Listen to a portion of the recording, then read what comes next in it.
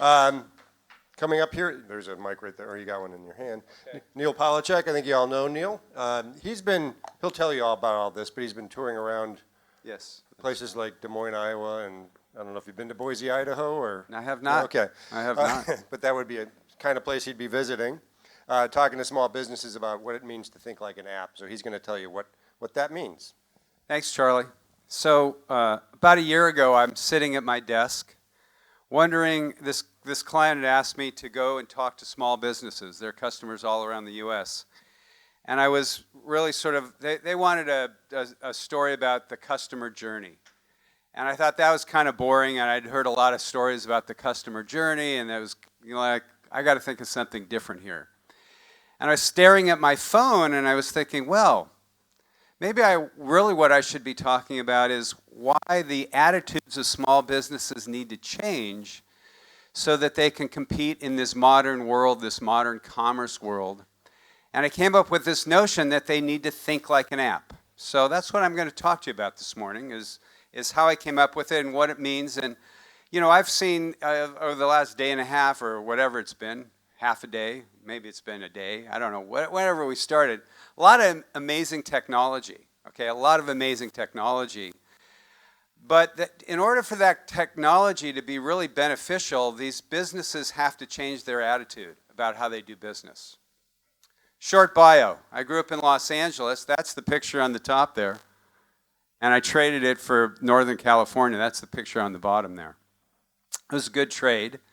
Yeah, I saw something in the newspaper this morning where if you just keep adding lanes to the freeways in Los Angeles, it's all going to get better, except it always looks like this. Doesn't matter. I've focused on this local business space for a long time. I sold Yellow Pages a long time ago. I've worked at Pacific Telesis. Charlie and I were at the Kelsey Group together many years ago. We started the Local Commerce Monitor, and now we're doing something called the Modern Commerce Monitor because we've moved from local commerce to modern commerce. I advise companies in this space, and I launched ThinkLikeAnApp in 2019. So that's me at the desk trying to figure out what the heck I was going to talk about. I was staring at my, this idea, sort of thinking what I was going to do, and I came up with this Think Like an App thing. I've now talked to over 1,000 businesses, probably 1,500 businesses in places all across the U.S. Not in the big markets, not in San Francisco where I live or New York where I've gone or those big cities, but places like Des Moines, Iowa, and Greenville, South Carolina. Really where what we call in the States the flyover places, okay? And it's really interesting. These businesses in these markets, they understand that they have to reorient how they do business. They get this notion of think like an app. I have this view, though, that the problem is nobody hears anybody knocking anymore, okay? The noise has overwhelmed us. The noise has overwhelmed us, and it sort of looks like this. This is what's going on out there, because there's so much information coming at these business owners, they don't really know who to listen to or who to pay attention to. Do any of you guys feel like this is what's going on out there? They've sort of shut you off. They're like fed up with hearing pitches. I think the data that Burrell says there's something like 30 pitches a week or 30 pitches a month. These business owners are inundated with stuff, okay? And it's their customers too are changing. Whose dinner table looks like this? Anybody's? Come on. Nobody's dinner table looks like this? Where everybody's looking at their phone? Thank you for somebody being honest out there. You were looking at I know you were looking at the food, Paul. But this is sort of like our experience today. In our family, we actually have like these 2-minute breaks where everybody can pick up their phone for 2 minutes, and then we put them down again, and then we continue the dinner, okay? Because this can be a very unnerving experience, but this is the modern consumer. These are the consumers out there who the businesses that you go and help with these solutions and these technologies, these are the guys they're trying to capture. And what's on their brain? They want it. They want it now. I want to follow. I want to search. I want it now. I want to discover. I want. That's the modern consumer. Okay, that's all of us in this room. That's all of us sitting with our phones wanting to do something, all right? This is the modern consumer that everybody faces, whether they are a business or a consumer. These are your customers. They want it now. They're very impatient. And their customers want it now, and they're very impatient. Okay? This is what is driving this modern commerce. We could have a whole 2-day session about if this is good for people or bad for people. That's another topic, another time. This is what's going on. And these charts are out there too. So a lot of people are into this SaaS stuff, right? Everybody is trying to move into SaaS. We just heard from Cosmos that that's a SaaS model. These are not pretty charts because these economics are out of balance. The cost of acquisition is greater than the long-term value of this stuff. This is all upside down. This is why WeWork, which was tried to be presented as a SaaS company, went from a $47 or a $60 billion IPO to maybe bankruptcy, short order, okay? Because this stuff is really whacked out. This is all upside down. I would say we're in stage 3 of this digital transformation. Stage 1 was, anybody remember this? This was great stuff, Yahoo. Yahoo was going to take over the world. Of course, that didn't happen because then came along Google, and first it was AOL, or first maybe it was Netscape. You know, all these brands eventually run out of stuff.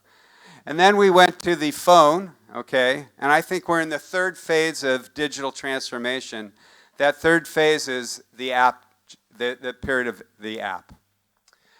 How many of you think this is your strategy?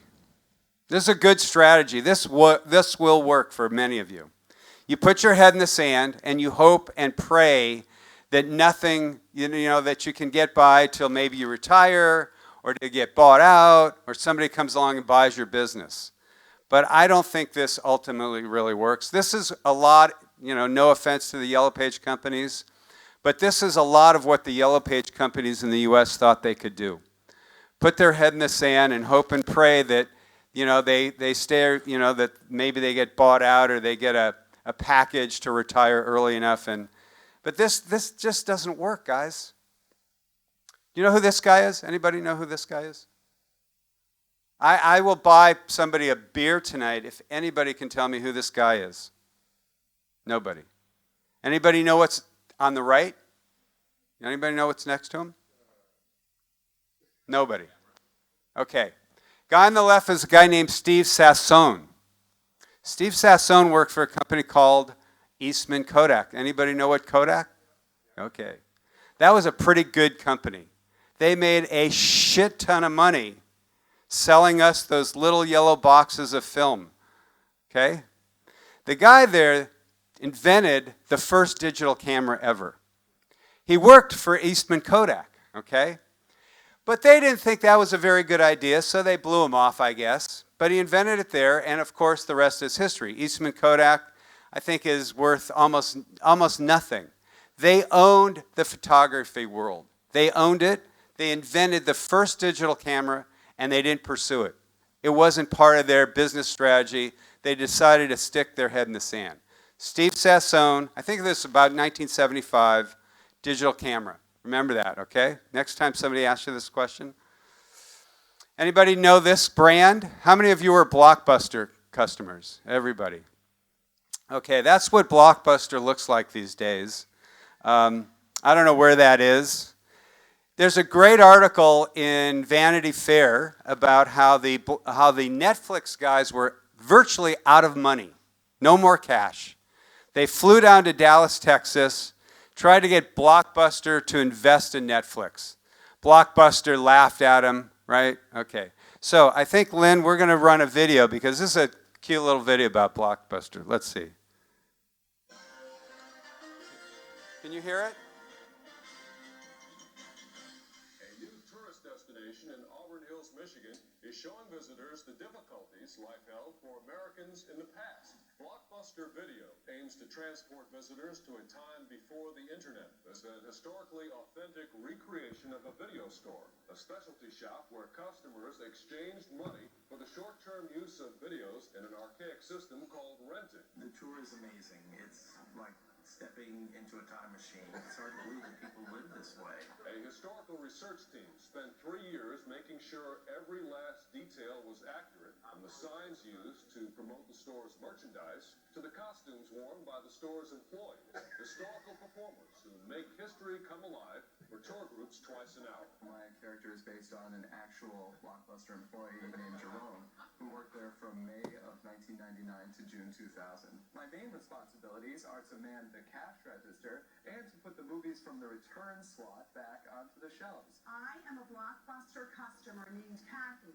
2 times a week, I travel 6 miles to rent and return videos. Oh, look, we're in the comedy section. What's so poignant about this time is the uncertainty. When you get to the Blockbuster, are they going to have your video? Did someone else rent it? Is there going to be a line? Are the alarms going to sound when you walk out the front door? It was very difficult for the people that lived during this era. Actors say their job is to create a historically authentic experience. Yes, we have it, but our only copy is currently checked out. After the organized tour, visitors are allowed to move around the store, exploring the so-called living museum. It's really amazing that people had to go through so much just to get a movie. Blockbuster joins a growing number of historical tourism sites, including Buffalo, New York's recreation of Virgin Records Music Store and Iowa City's Borders Bookstore Museum. So there's a point there. I mean, that is where America and maybe the rest of the world found their videos. And they, Blockbuster totally gave up the marketplace to Netflix because they couldn't evolve fast enough. They didn't get what was going on. And most of the money that Blockbuster made, how'd they make their money? Late fees, okay? Screwing the customer. That's how they made their money. And it's a good thing they're out of business because clearly the Netflix experience or Amazon Prime or any of these streaming services is a much better experience. So we're running our lives on these apps. Everybody agree with that hypothesis? This is where we're running our lives and living our lives. And I found this cool little chart, this next one. Oh. There is an app for virtually everything. Actually, there are 9 apps for envy. There are 8 apps for gluttony. There are 9 apps for greed. All these things, wrath, FOMO, YOLO, all these things. There is an app for every emotional experience we have, okay? We are living our lives in these apps. It is a different conversation whether we should be, but this is how the world consumer, not just the American consumer, is living their life. So I think I saw this quote, we're in a new phase of transformation, the era of the app. Apps have taught us that success in this new era requires immediacy, transparency, and authenticity. I like to quote good people. I quoted that. I made that quote up because I couldn't find anyone else to tell me that. But that's really what's going on. Doesn't matter whether this is B2B or B2C. This is the consumer out there, whether they're a consumer as a business or a consumer as a consumer. This is what they demand. These are what these apps are teaching us and training us as consumers to expect. Immediacy, transparency, and authenticity. So what are the origins of this? Smartphone for immediacy. 13 years ago, we couldn't pick up our phone and tap it and get something done, get something delivered to us instantly. We didn't really text on those old crappy phones the way we do text on this. The bandwidth is increased. I think there's a serious case of ADD out there, attention deficit disorder, and there's a lot of social insecurity. We like this instantaneous, this immediacy, this being responded to quickly. How many people send a text and then it goes dark for a while and you kind of wonder what happened? We don't like that. That creates a lot of discomfort. Or we post something on a social platform and we wonder how many likes we're going to get. Is it 50? Is it 100? Oh, I got 100 likes about the thing I said about my kid. That's awesome. I mean, this is where this is the origin of what's going on out there. Transparency, user-generated content, okay? Origin of transparency. Photos, social proof, reviews. I think there's an inherent distrust out there, okay? So, this transparency thing is really real, okay? Businesses have to be transparent out there. The world is transparent. You cannot hide under bullshit anymore. We've seen it with VW. We've seen it with WeWork. We've seen all this stuff gets exposed. And what's amazing to me is that companies still try and bullshit people. DoorDash. Anybody know the DoorDash story in the U.S.? Come on, Rachel, you know. So do you use DoorDash?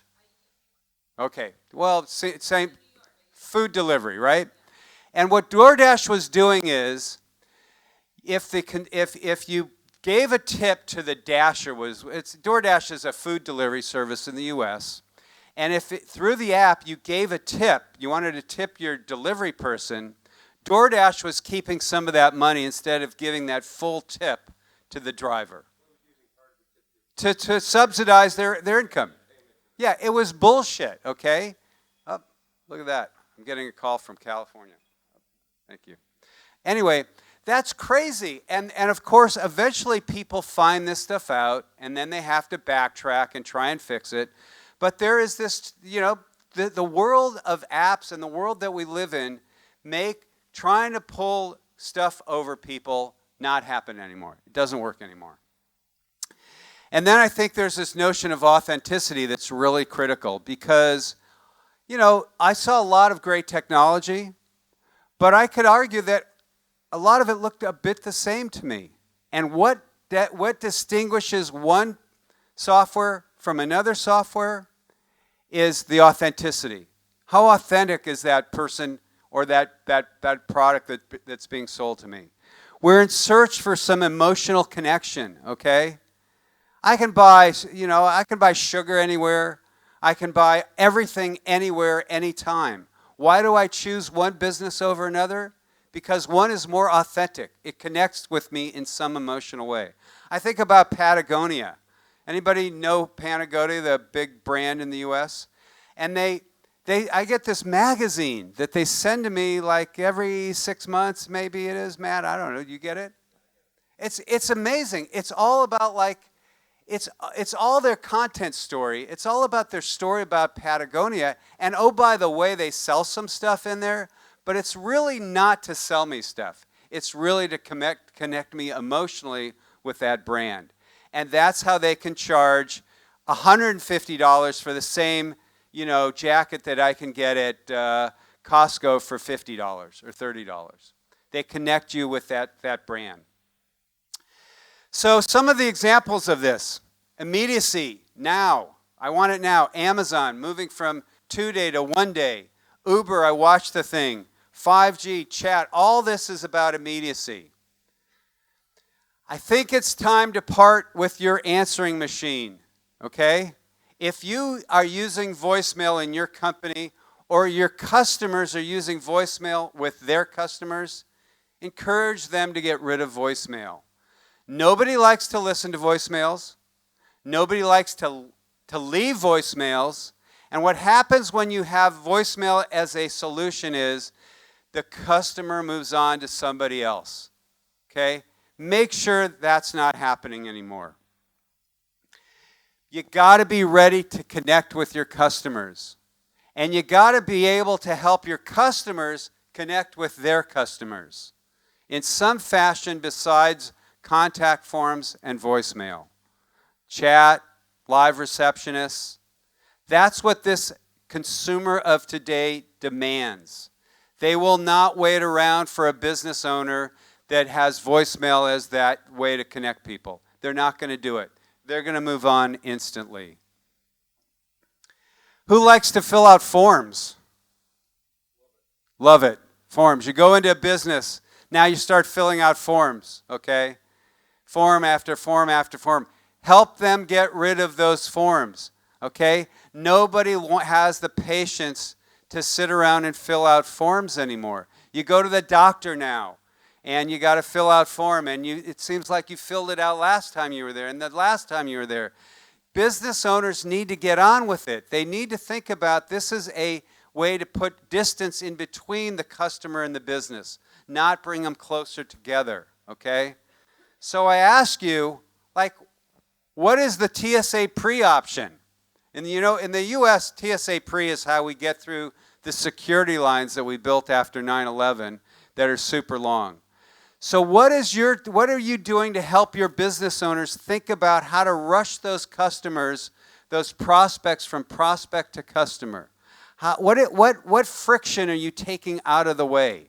Okay? If you're not thinking about taking away friction from that experience, you're not doing your job in advising them. And they're not doing their job as business owners to think about this. This is all the reorientation that business owners have to go through to compete in this world. Because if these small businesses don't reorient the way they think, we're going to have a world of, Amazon, Amazon, Amazon, okay? That's not a world I think we want to live in. That's not a world where you guys have business prospects anymore. That's the world of Amazon and Jeff Bezos.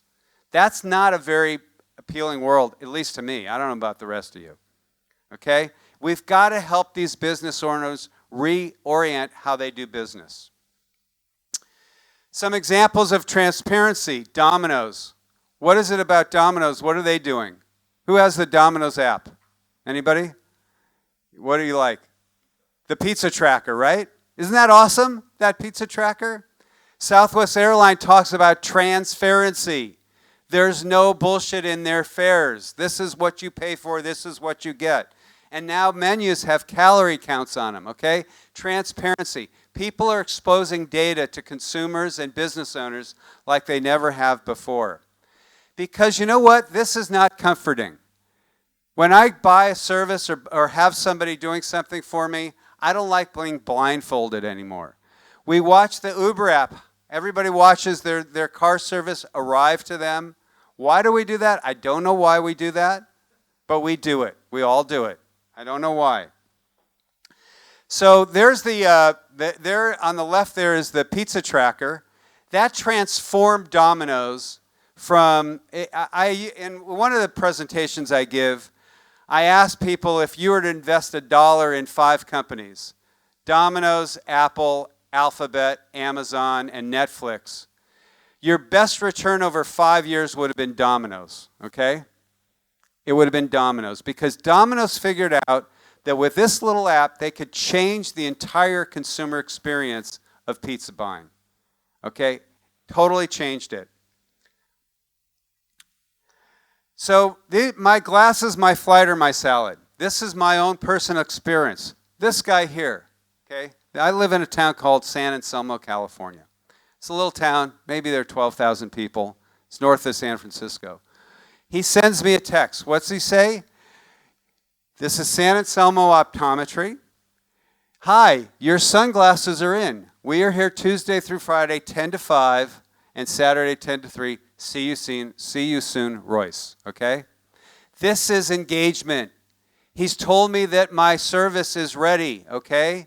This is how you have to engage. This is where there's huge opportunity for these business owners to change the experience. In the middle, United's doing a much better job. Okay, in the middle it says, you arrive at gate B11, okay? Your next flight, United 257 to San Francisco, departs from gate B38 at 6:55 p.m., and it takes 9 minutes to get there, okay? They've known this for a long time. They've had all this data. What are they doing? They're finally surfacing it to us as consumers to give us a better experience. That's a more engaging experience. Now I know that I can stop at Starbucks, stop at the bathroom, and stop and get some food along the way to get to that next gate, okay? Or the one on the right, Caviar, which is a food delivery service, where it says that my meal will be delivered between 11 a.m. and 11:30 a.m., okay? I really think there are opportunities for small businesses to surface more information about that customer experience. Let me give you a couple of examples. Greenville, South Carolina, I'm doing this presentation, and this guy who does long haul moving, moves people's stuff from South Carolina to the West Coast or from the West Coast to South Carolina. He has 25 ongoing customers at any one time. Every day, his customers call him, asking him where their stuff is. Every day. He takes 25 calls a day. You know, that's what he spends a lot of his time doing. We talked about it yesterday. Elise talked about how they have 16% of their time is actually selling and doing their business. The rest of the time it's doing mindless stuff like this. This guy knows where everyone's stuff is at any minute because he's got sensors on all the trucks. So as he's listening to me, he says, wow, I guess what you're saying, Neal, is instead of waiting for them to call me, I should send them a note saying, hey, your stuff is in Dallas today. Hey, your stuff is in Phoenix. Hey, your stuff is just about to arrive. Hey, your stuff is here. This is what Amazon has figured out. They keep us in the loop, okay? They understand where we are and what our needs are. So he's turning his business upside down to share that information with his customers, okay? Totally changing the customer engagement experience. Totally changing it. A guy who did window coverings, customized window coverings in Naples, Florida. Same thing. He knows when the materials come in. He knows when it's now in manufacturing and production. He knows when it's out of production and it's QA. Wouldn't that be a nice thing to share with the consumer? Your materials are in. Okay, it's moved from QA, it's moved from the materials are in, it's now in production. It engages us in the experience. That's what Domino's figured out when they showed us the pizza tracker, okay? We engage differently. We're connected differently. And then finally, authenticity. Tom's Shoes, Patagonia, the Impossible Burger. The Impossible Burger is as much about health as it is about, saving the planet from climate change, okay? These are the authentic reasons these companies exist, okay? Business owners have to deliver on authenticity. They will not make it. I think you can deliver on 2 of these and get by. If you only deliver on 1, I think you're going to fail as a business owner. This matters not just for small businesses, matters for your salespeople. If your salespeople aren't immediate in responding to the customers, aren't transparent with your customers, aren't authentic with your customers, forget it. Your customers will be gone. They'll be gone tomorrow.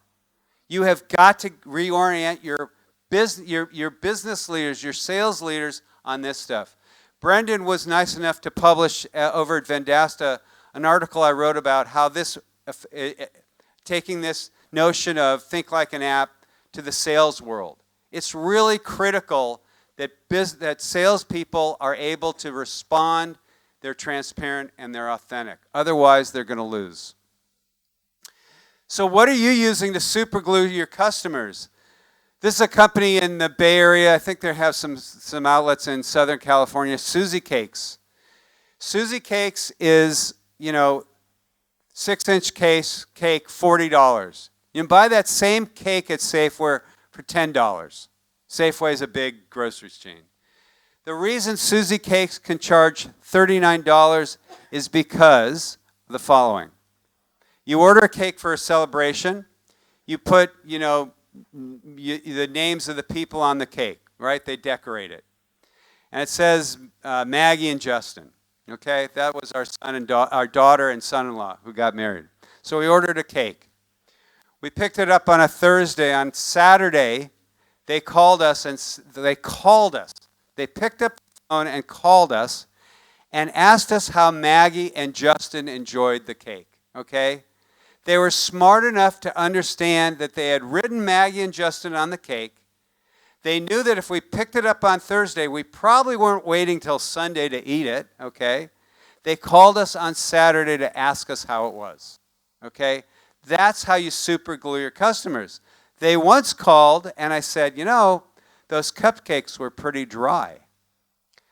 2 days later, I have a gift card for the full amount in my mail so I can go back there again, okay? These are the kinds of businesses that survive and thrive in a world of what I would call commoditization. Pardon me? Well, they made good on their, why do I want more dry cakes? Their cupcakes are not quite as good as their full 6-inch or 9-inch cakes.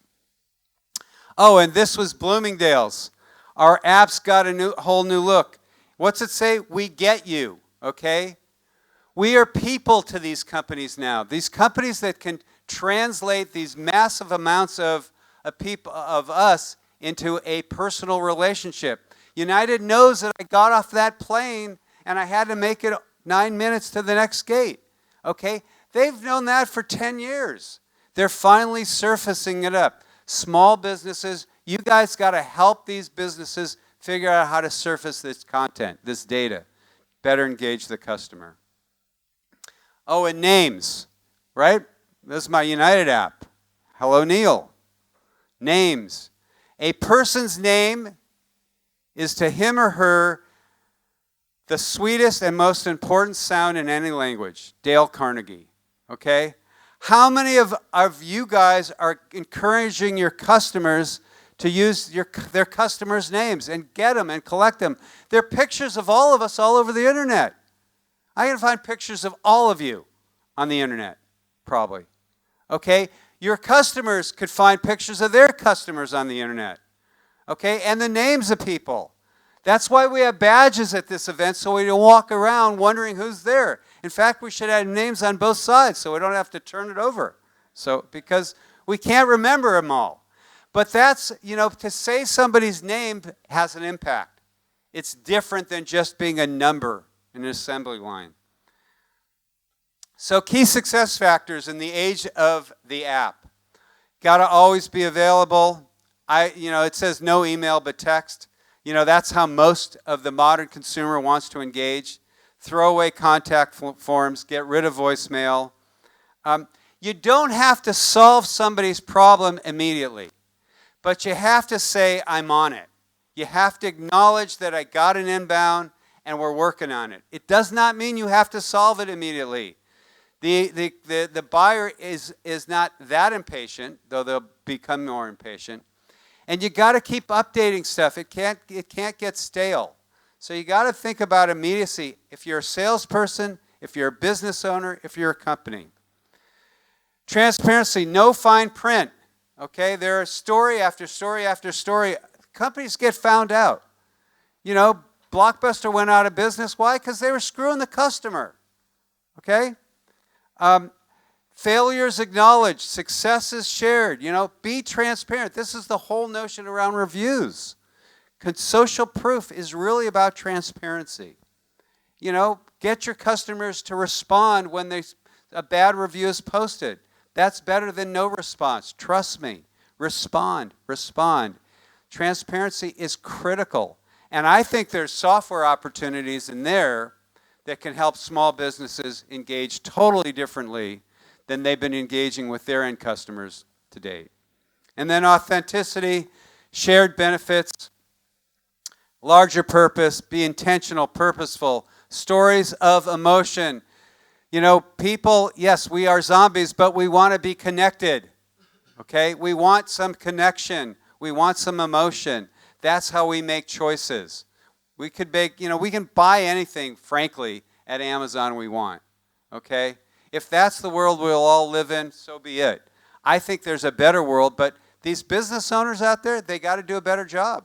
That's your guys' jobs to do. Okay? So how are you reorienting your business? Whether you're a B2B or helping your customers, are you killing your voicemail? Okay? Tell your clients to kill their voicemail? Who listens to their voicemail? I never listen to my voicemail. I get them I should listen to them. But I mean, who likes? And nobody likes to do that. Deploy chat, whether it's live or chat bots. Something that says, "I'm there. I'm helping you." Okay. Can you get your clients to text and engage their end customers? Okay, that's how that end customer, that consumer, that modern consumer wants to engage. Whether it's WhatsApp or iMessage, what doesn't matter. That's how we are connecting these days. Okay? What work in progress can you share? Are you guys sharing work in progress with your customers? If you're in the advertising business or building websites, are you sharing the website is, in stage 1 of being built, it's now in stage 2, it's now in stage 3, it's now in stage 4, it's done? Okay? Or do you just keep them in the dark, hoping and wondering and praying that, they'll be around and be happy when it's done? Engage them. Okay? Share with them. How do you help your clients communicate their original and unique story? Okay? If you're not doing that for your customers, you're not helping them, because that's what they need to be to survive. And what kind of customer loyalty programs? I love the banks who always offer something to the new customers, but somebody who's been there for 30 years is like, screw them. All right. Phone company, they all do it. I think at the middle of this, the intersection of doing this really well is trust. And trust is what, at the end of the day, everybody is trying to center on. That's how you make a difference with your customers. You do these things, and then you become trusted. You help your customers do these things, and their customers trust them, okay? The center of immediacy, authenticity, and transparency, if you really believe those things and you really do them, is trust, and that's the defining factor in all this stuff. And if you actually deliver on that, those doors that were closed, all of a sudden get opened. So what am I doing? I'm continuing to speak to SMEs and sales organizations about Think Like an App. I'm building online materials to support Think Like an App, because these business owners, when I talk to them, they get it, but they need some materials to sort of move them along. So we're building some online materials. And I'm looking to work with companies that have partnerships with SMEs. I go out and talk, and I'm destined to write a book, but every time I sit down to do that, people ask me, well, how come you haven't written the book already? And it's like, because people call me up and say, do you want to play golf? So one of these days I'm going to write a book, though, because there's meaty material here that really can transform the way a business operates in this world of modern commerce. One last thing.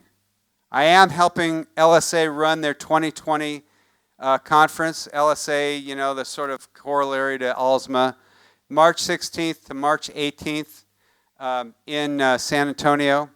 We're talking about scaling, consolidation, customer experience, business model evolution, innovation, and privacy, among other things. So if you want to speak, if you want to be part of it, please let me know. I think that's it. Okay, any questions? Anyone want to ask Neal a question? No questions. Well, I'll ask a question. Okay, Charlie. Could you talk about what are some of the examples of tools that exist today that these folks could sell that fulfill? Well, chat's in there. Yeah. Websites that actually, communicate something beyond, that connect, that had some emotion to it. I do think there's some software opportunities in what I talked about to extend further around progress stuff. There's loyalty programs, there are all sorts of things that do a better job on all three of those things. I think a lot of it is about attitudinal stuff. It's not all about software. You guys can build the greatest frickin' software in the world, okay, where the websites get built, they're beautiful and all that. If the business owner doesn't reorient their way they think about doing business, they're not going to make it. So it's as much about an attitude adjustment for your salespeople as well that really matters. Did I answer that question? Yeah, I think so. I mean, I would add maybe anything around helping them manage reviews and helping them. Yeah, Yeah. you go to a lot of these businesses, they don't think about reviews. The reviews are sort of happen, sporadically. They don't do a good job of constantly updating that stuff and responding to reviews and asking customers for feedback midstream, not just at the end. And there are tools being developed for this sort of Oh, yeah. ongoing notification of the progress of a job and things like Well, that. I don't know And- that there are any tools being built for that, frankly. I think in the home services area. There might be in. Yeah. So there's a guy I know. I met a guy who does car wraps, where they wrap your car up in some cool stuff. And what he does is every hour or two, he takes a picture of the progress of that car Texts wrap. it to the customer. Yeah, and sends it to the customer. How simple is that? How much more engaging is it, though, than just, drop it off and shows up 8 hours later, okay? Because now you brought the customer into the experience, okay? That's what Domino's figured out with their pizza tracker. They brought the customer into that experience. Totally changed the dynamics. Yes, sir. We do have a question. Oh, Well, I'm curious, a lot of these are sales organizations. Do you taking the same attitude with your salespeople? Oh, in treating them like your customer, does that apply as well? Totally. I mean, I think sales. What's funny is when I do these presentations, I think the salespeople are sort of they've got to rethink how they do business. Are you talking about? No, I'm talking about as a corporation, your customers are your salespeople. internal customers involved. Internal Okay. customers. So having immediacy with your salespeople, Yeah. having authenticity with your salespeople, and treat these same principles applying internally. See, what's happening is these principles, frankly, it's for personal relationships, it's for business relationships, it's how you run an organization. It is the culture of today. If you are not more immediate, more transparent, and more authentic, you're going to lose. Employees will go to the next company, okay? In the Bay Area, there's so much demand for talent. If an organization doesn't deliver on these things, people just move, okay? If they're not, if management isn't authentic with the employees, forget it. If they're not transparent, forget it. If they're not immediate and deliver stuff, you sign up, you get food or whatever it is, forget it. I think it's about the food. It's about the food, as Paul said. Any other questions? None. Okay. So Okay, thank you. thanks, Neal. Charles. Thank you.